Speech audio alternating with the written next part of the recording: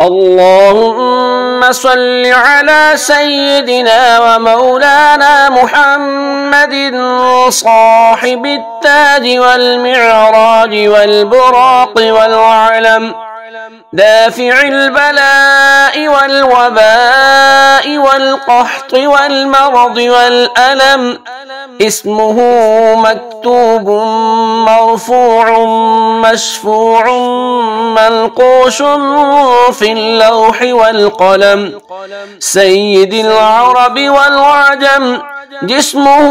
مقدس معطر مطهر منظر في البيت والحرم،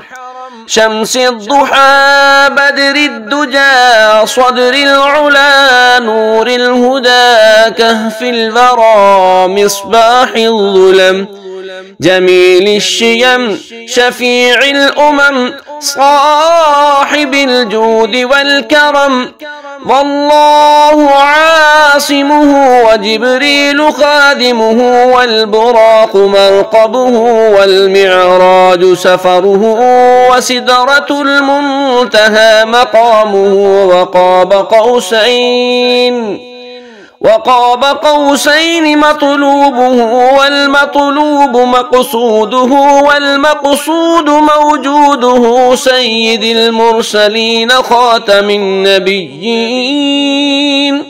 شفيع المذنبين أنيس الغريبين رحمة للعالمين، راحة العاشقين مراد المشتاقين، شمس العارفين سراج السالكين مصباح المقربين،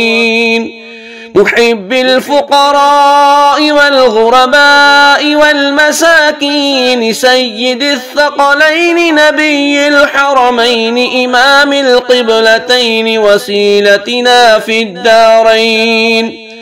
صاحب قاب قوسين محبوب رب المشرقين والمغربين جد الحسن والحسين، مولانا ومولى الثقلين أبي القاسم محمد بن عبد الله نور من نور الله، يا أيها المشتاقون بنور جماله صلوا عليه وآله وأصحابه وسلموا تسليما.